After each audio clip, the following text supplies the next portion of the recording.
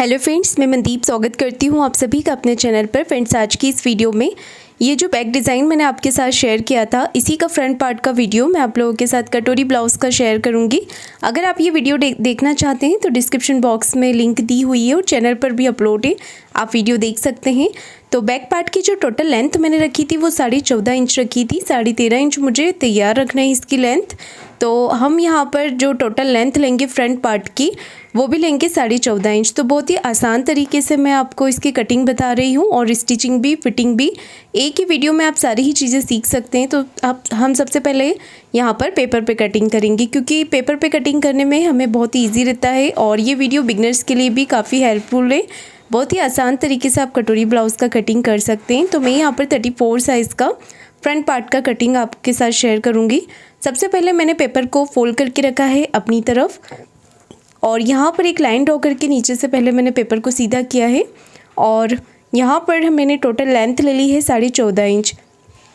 Back part की भी total length मैंने इतनी ही रखी थी।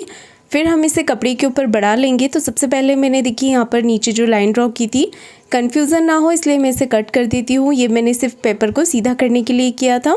इसके बाद टोटल लेंथ ले ली है 14.5 इंच और डीप नेक के अकॉर्डिंग हमें शोल्डर रखने हैं 5 इंच। जितना हमने मेज़रमेंट बैक पार्ट में लिया था सेम उसी तरीके से मेज़रमेंट यहाँ पर हमें लेना है। तो शोल्डर लिए हैं 5 इंच, आर्म होल्स लिए हैं 5.5 इंच। इस तरीके से देखिए मैंने यहाँ पर मार्किंग कर ली है। 34 साइज़ में डीप नेक के according shoulder and arm holes हमें यहाँ पर लेने हैं। और यहाँ पर चेस्ट का अब हम 4th पार्ट ले लेंगे 8.5 इंच।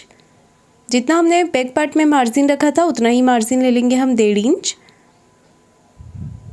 और इस तरीके से देखिए हम यहाँ पर चेस्ट की लाइन ड्रॉ करेंगे।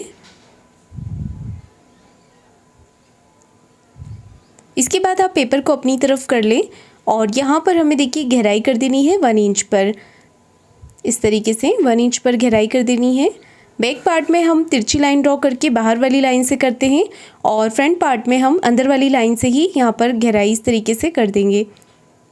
तो अब हमें अलग से गहराई करने की ज़रूरत नहीं है। हमने यहाँ पर आर्म होल की गोलाई कर दी है। कमर है 26 इंच, उसका 4th पार्ट ले लेंगे हम यहाँ पर 6.5। कमर है 28 इंच, उसका 4th पार्ट ले लेंगे हम यहाँ पर 7 इंच और 1.5 इंच मैंने एक्स्ट्रा रखा है मार्जिन का। तो ये मेन फिटिंग की लाइन है और मार्जिन की लाइन है। सिर्फ अभी हमने यहाँ पर एज इट इज़ जो मेज़रमेंट है वो यहाँ पर पैटर्न हमने बना लिया है। बाकी कितना हमें कपड़े पर बढ़ाना है वो मैं आपको फैब्रिक पर ही बताऊँगी। वीडियो को आप पूरा ज़रूर देखिएगा। तो हमने यहाँ पर अब इसे कट कर लेना है इस तरीके से। तो यहाँ पर अभी मैं आपको सिर्फ फ्रंट पार्ट ही बता रही हूँ। बैक पार्ट अगर आप देखना चाहें तो वीडियो में देखिएगा। यहाँ पर देखिए अब हमें क्या करना है, फ्रंट पार्ट की हमने कटिंग कर ली है और अब हमें बेल्ट के लिए मेज़रमेंट लेना है। तो नीचे से 3 इंच लीजिएगा, यहाँ से 2.5 इंच और यहाँ से भी 2.5 इंच पर हम मार्क करेंगे इस तरीके से। और स्केल से आप इसे सीधा कर लें। ये देखिए इस तरीके से मैंने मेज़रमेंट लिया है बेल्ट का और यहाँ पर हमें इस तरीके से शेप दे देना है बेल्ट का। तो हमने यहाँ पर बेल्ट का शेप भी बना लिया है और इसके बाद हम गले का मेज़रमेंट लेंगे। तो गले की जो चौड़ाई रखी थी मैंने बैक पार्ट में वो 2 इंच ली थी, उतनी ही हमें फ्रंट पार्ट में भी लेना है। और नेक की लेंथ रख रही हूँ मैं 6.5 इंच। अगर आप फ्रंट पार्ट में लेंथ कम पहनते हैं तो आप 6 इंच तक ले सकते हैं। मैंने यहाँ पर 6.5 इंच पर मार्क किया है और नीचे से नेक की जो विड्थ रखी है वो 2.5 इंच ली है। ऊपर से नेक की विड्थ 2 इंच ली है, नीचे से नेक की विड्थ मैंने 2.5 इंच ली है। और यहाँ पर देखिए इस तरीके से हमें राउंड शेप बना लेना है। राउंड शेप मैंने दे दिया है। ऊपर से कटोरी के लिए मेज़रमेंट लेंगे 4.5 इंच पर। 4.5 इंच पर हमने यहाँ पर मेज़रमेंट लिया है। कटोरी यहाँ पर 34 साइज़ में आएगी 5 इंच। ये देखिए 5 इंच पर हमने मार्क किया है और यहाँ से भी 5 इंच पर करेंगे। आर्म होल्स तरफ से मेज़रमेंट लेना है हमें 2 इंच पर। ये देखिए 2 इंच पर हमने मार्क कर लिया है। अब हमें इन्हें सीधा कर लेना है, कटोरी का शेप दे देना है इस तरीके से। हल्के हल्के हाथों से आप यहाँ पर कटोरी का शेप इस तरीके से बना लें। तो हमारा जो फ्रंट पार्ट की ड्राफ्टिंग है वो पूरी कंप्लीट हो गई है। अब हमें इसे इस तरीके से कट कर लेना है। तो बहुत ही फिनिशिंग के साथ हम इसकी स्टिचिंग भी करेंगे, फिटिंग भी करेंगे। अब हमें नेक को कट कर लेना है पहले, उसके बाद हम कटोरी को निकाल लेंगे। तो ये जो छोटी कटोरी है इसे हम डायरेक्ट कपड़े पर ही बड़ा करेंगे। मैं एक्स्ट्रा फैब्रिक पर नहीं बता रही हूँ आपको, आप इसे डायरेक्ट कपड़े पर भी बड़ा कर सकते हैं। तो वो आप अभी कटिंग में देखेंगे कि किस तरीके से हमें इसे बड़ा करना है। हल्का सा मैं यहाँ पर इसे शेप इस तरीके से दे दूँगी ताकि जब हम स्टिचिंग करते हैं तो एक तरफ से कटोरी हमारी बाहर की तरफ आ जाती है, तो वो चीज़ इसमें नहीं होगी। आधा इंच का आप इसे नीचे से छाँट लीजिएगा। तो यहाँ पर सभी पार्ट मेरे पेपर पे कटिंग हो चुके हैं। अब हम इसे कपड़े पर रखकर कट करेंगे। तो ये जो तीरे वाला पार्ट है हम इसे फैब्रिक पर इस तरीके से रखेंगे। कपड़ा जो लिया है अस्तर का वो डबल फोल्ड करके लिया है और इसे हम इसी तरीके से रखकर यहाँ पर एज इट इज़ मार्किंग कर लेंगे। ध्यान दीजिएगा आपका जो कपड़ा है वो तिरछे में नहीं होना चाहिए। तिरछा कपड़ा सिर्फ हम कटोरी में ही यूज़ करते हैं और किसी पार्ट के लिए हम यूज़ नहीं करते हैं। ये देखिए एज इट इज़ मैंने यहाँ पर इसे मार्किंग कर दिया है और अब हमने इसे इस तरीके से कट कर लेना है। यहाँ पर मैंने कुछ भी नहीं बढ़ाया है, सिर्फ एज इट इज़ ही पेपर के अकॉर्डिंग मार्किंग किया है। तो इस पार्ट को हम कट कर लेंगे। स्लीव्स पे मैं आपको डायरेक्ट कपड़े पर ही बताऊंगी कैसे कटिंग करनी है। तो ये वाला पार्ट हमारा कटिंग हो चुका है और इसके बाद हम बेल्ट की कटिंग करेंगे। तो कपड़े को डबल फोल्ड करके ही लेना है और इस तरीके से हमने बेल्ट वाले पैटर्न को रखा है। ऊपर से एज इट इज़ मार्किंग कर लेनी है और नीचे से आपको हाफ इंच एक्स्ट्रा ले लेना है। ये देखिए हाफ इंच हमने एक्स्ट्रा लिया है। तो अगर आप नीचे कमर पट्टी लगा रहे हैं तो आपको यहाँ पर देखिए इस तरीके से हाफ इंच एक्स्ट्रा ले लेना है और नीचे साइड से मैंने 1.5 इंच एक्स्ट्रा लिया है। तो अब हम यहाँ पर इसे थोड़ा सा कम कर देंगे क्योंकि हम बेल्ट को यहाँ पर पलटने वाला बनाएंगे तो हमें ज़्यादा मार्जिन की ज़रूरत नहीं है। तो इतना मैंने यहाँ पर कटिंग कर दिया है। हाफ इंच से थोड़ा ही कम मैंने मार्जिन रखा है नीचे। और इसके बाद देखिए अब हमें यहाँ पर कटिंग करनी है कटोरी की। तो कटोरी अगर आपके पास कपड़ा तिरछा नहीं होता है तो ज़रूरी नहीं है कि आपको तिरछे कपड़े में ही निकालनी है, आप सीधे कपड़े में भी निकाल सकते हैं। तो अगर आपके पास कपड़ा नहीं है तो और कपड़ा ज़्यादा है आपके पास तो इस तरीके से आपको पैटर्न को रखना है और एज इट इज़ पहले तो मार्किंग आपको कर लेनी है। जो हमारी कटोरी पेपर पे है वैसे ही मार्किंग आपको कपड़े पर कर लेनी है। और अब हम यहाँ से कटोरी को बड़ा करेंगे। तो यहाँ से हमें लेना है 1 इंच, 1 इंच लिया है यहाँ से मैंने और यहाँ से लिया है 1.5 इंच। इस तरीके से मार्किंग आपको कर लेनी है। अब इन दोनों मार्किंग का सेंटर हम यहाँ पर निकाल लेंगे इस तरीके से। तो ये सेंटर से नीचे की तरफ मार्क करना है 1.5 इंच पर और यहाँ पर इस तरीके से हमें शेप दे देना है। ये जो सेंटर मार्किंग है वहाँ से हमें इस तरीके से इसे मिला देना है। सभी साइज़ की कटोरी आप इसी तरीके से बड़ी कर सकते हैं। ये देखिए अब हमें यहाँ से हाफ इंच लेना है।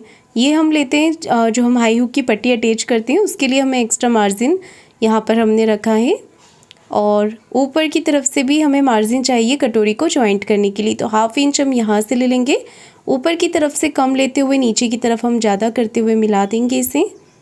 ये देखिए हमारी कटोरी बड़ी हो चुकी है और यही कटोरी हमें ब्लाउज़ पर लगानी होती है। जो छोटी कटोरी हम पेपर में से कट करते हैं या फिर कपड़े में से कट करते हैं वो कटोरी हम ब्लाउज़ में अटैच नहीं करते हैं। कटोरी को हमेशा हमें एक्स्ट्रा कपड़े के ऊपर बड़ा करना होता है और यही कटोरी हम ब्लाउज़ में अटैच करते हैं। तो इसका जो टक्स है वो मैं आपको स्टिचिंग के समय पर ही बताऊंगी। कटोरी को हमने इस तरीके से कट कर लेना है यहाँ पर। इसके बाद मैं बताऊंगी आपको स्लीव्स कैसे कटिंग करनी है।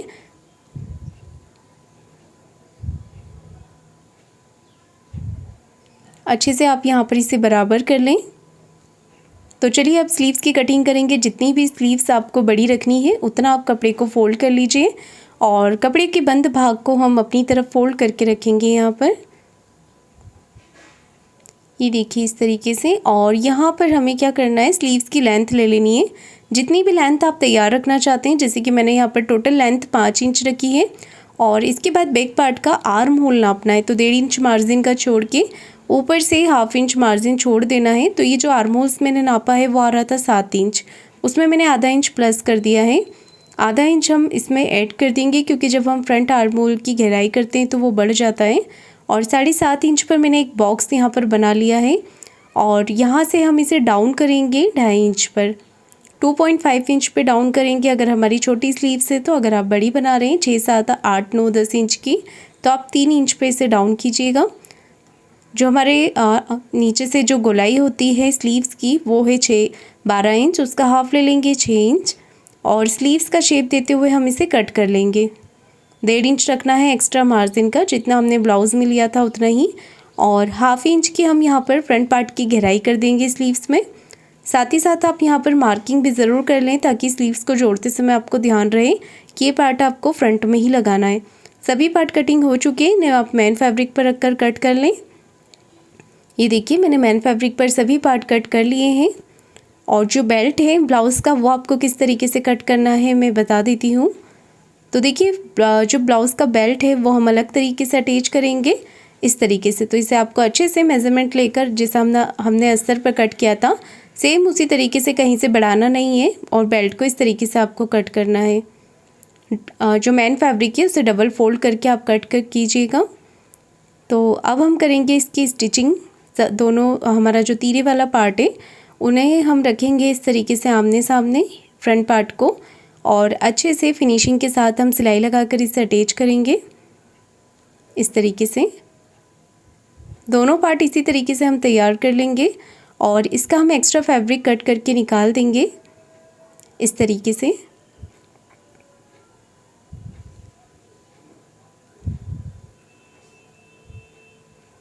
दोनों पार्ट हमें इसी तरीके से तैयार कर लेने हैं यहाँ पर।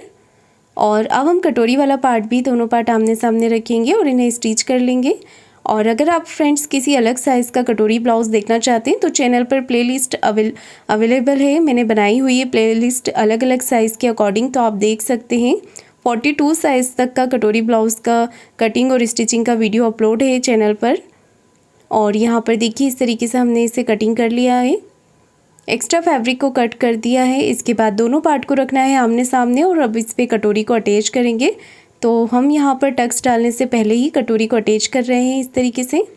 यहाँ पर आपको आधा इंच का मार्जिन रखते हुए कटोरी को अटैच करना है और इस पर आपको डबल सिलाई लगा लेनी है।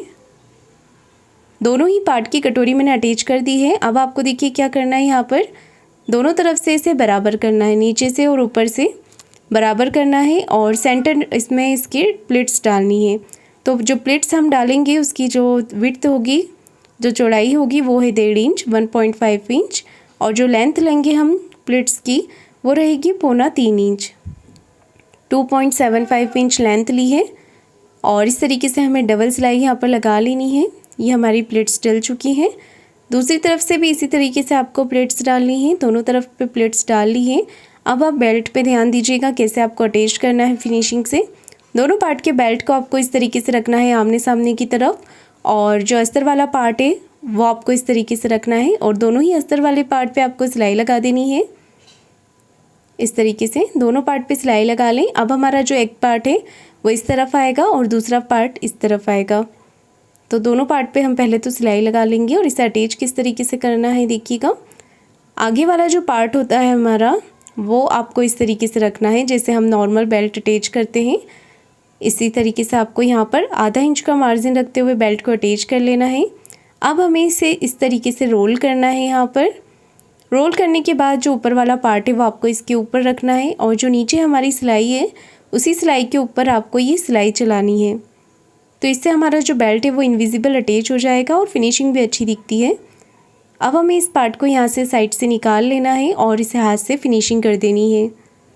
ये देखिए बहुत ही फिनिशिंग के साथ यहाँ पर ये पार्ट अटैच हो गया है।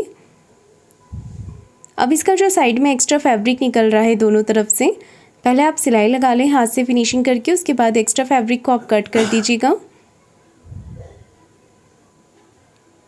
और दूसरी तरफ का बेल्ट भी मैंने इसी तरीके से अटैच कर लिया है। अब हम यहाँ पर लगाएंगे हाई और हुक की पट्टी, तो वो आप अपनी पसंद से किसी भी तरफ लगा सकते हैं, इस तरफ या दूसरी तरफ। तो मैं इस तरफ लगा रही हूँ हाई की पट्टी और दूसरी तरफ लगाऊंगी मैं हुक की पट्टी। तो पहले हम ये वाला पार्ट पूरा कंप्लीट कर लेते हैं। तो यहाँ पर हमने हाई की पट्टी देखी इस तरीके से लगाई है। नीचे से आपको फिनिशिंग कर देनी है थोड़ी सी पट्टी को बड़ा रख के, क्योंकि हमारा बेल्ट में फिनिशिंग हो चुकी है।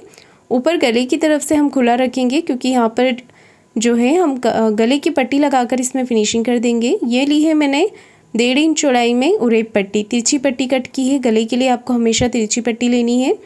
यहाँ पर एक पैर का मार्जिन रखते हुए पट्टी को अटैच करना है और पूरी गले की पट्टी पे आपको छोटे छोटे कट लगा देने हैं। और कट लगाने के बाद आगे की तरफ से इसे फोल्ड करके एक सिलाई आपको पट्टी के ऊपर लगा देनी है। फिर एक सिंगल फोल्ड आपको इस तरीके से कर लेना है यहाँ पर आधा इंच का ऊपर पट्टी को रखते हुए। इसके बाद आपको क्या करना है, यहाँ पर एक्स्ट्रा फैब्रिक को कट कर देना है। इस तरीके से हम एक्स्ट्रा फैब्रिक को कट कर देंगे और पट्टी को अंदर की तरफ फोल्ड कर देंगे। अगर पट्टी फोल्ड करने में प्रॉब्लम आती है तो हल्का हल्का आप कट लगा सकते हैं पट्टी के ऊपर और इस तरीके से इसे फोल्ड कर लें तो बहुत ही फिनिशिंग के साथ आपका गला यहाँ पर रेडी हो जाएगा ब्लाउज़ का। ये देखिए मैंने यहाँ पर ये पार्ट तैयार कर लिया है, इसी तरीके से दूसरा पार्ट भी तैयार कर लिया है। और यहाँ पर मैं लगा रही हूँ हुक की पट्टी, नीचे से इसे फोल्ड कर लें। एक सिलाई पट्टी को इस तरफ करके लगाएंगे और अब हम इसे अंदर फोल्ड करके ऊपर फिनिशिंग की सिलाई लगा देंगे।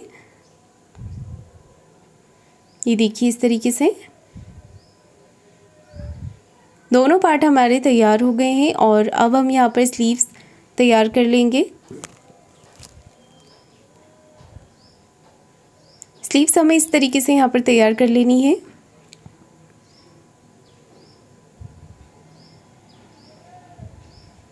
साइड से भी सिलाई लगाकर कंप्लीट कर लेंगे और इसका एक्स्ट्रा फैब्रिक कट करके निकाल देंगे।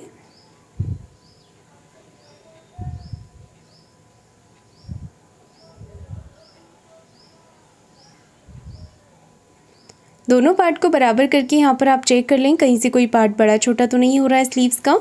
हो रहा है तो कट करके बराबर करें, सेंटर में एक कट लगा लें। और अब हम यहाँ पर जॉइंट करेंगे शोल्डर। तो आगे गले की तरफ से हमारे शोल्डर बिल्कुल बराबर आने चाहिए, आगे या पीछे नहीं होने चाहिए। अच्छे से पक्का करते हुए आधा इंच का मार्जिन कवर करते हुए शोल्डर को जॉइंट करेंगे। अब हम निकालेंगे इसका एक्स्ट्रा फैब्रिक।